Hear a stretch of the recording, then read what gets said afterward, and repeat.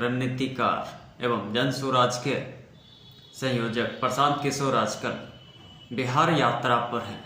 इस दौरान वे लगातार नीतीश लालू पर हमलावर रह रहे हैं। हालांकि इस दौरान प्रशांत किशोर भाजपा पर भी कटाक्ष करने से नहीं चूक रहे। आज प्रशांत किशोर ने जातीय जनगणना के रिपोर्ट पर एक बार फिर से सवाल खड़ा किया और उन्होंने कहा कि सरकार जातीय जनगणना कर सिर्फ बिहार की जनता को उलझाना चाह रही है। दरअसल नीतीश का इरादा विकास का है ही नहीं।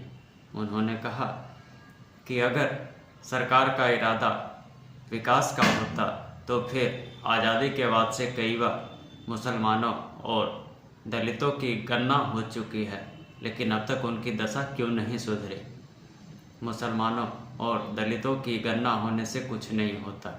नीतीश कुमार का मंशा मुख्य रूप से लोगों को जातीय जनगणना के रिपोर्ट में उलझाकर एक बार फिर से मुख्य मुद्दे से ध्यान भटकाना है, ताकि चुनाव में जीत हासिल की जा सके और वे कुर्सी पर बने रह सके। जो लोग जातिगत जनगणना करा रहे हैं, इनको समाज के बेहतरी से लेना देना नहीं है। ये तो एक अंतिम दांव खेले हैं कि समाज को फिर जातियों में बांटकर एक बार किसी तरह चुनाव की नैया पार लग जाए। भाई, जातिगत जनगणना पहले तो आप 18 साल से सत्ता में हैं, आज क्यों जातिगत जनगणना करा रहे? 18 साल से आपको याद नहीं आ रहा था? दूसरी बात, अगर जातिगत जनगणना आप करा रहे हैं, जनगणना आपके विषय का, राज्य सरकार का विषय ही नहीं है। आप जनगणना नहीं करा रहे हैं, आप सर्वे करा रहे हैं।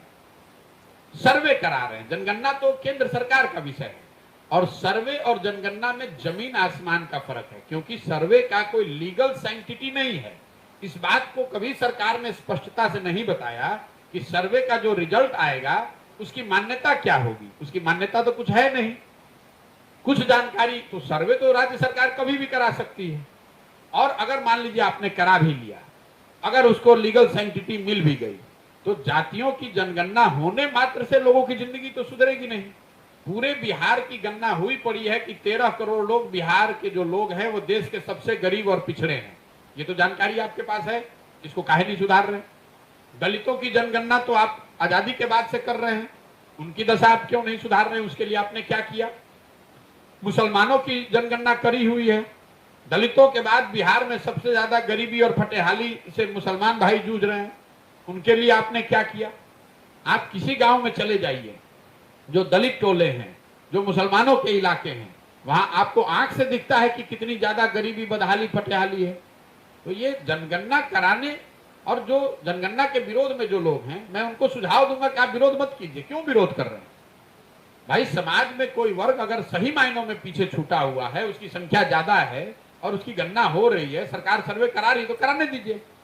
ये तो सरकार आपको उलझा रही है कि आप लग जाइए, आधे लोग लग जाए जनगणना के पक्ष में, आधे लोग लग जाए जनगणना के विरोध में। कोई इसकी चर्चा ही ना करे कि बिहार में पढ़ाई हो रहा है कि नहीं, कि रोजगार हो रहा है कि नहीं। सब जाति में फिर आग लगा के अपना एक बार रोटी सेक के एक बार फिर मुख्यमंत्री बन जाए।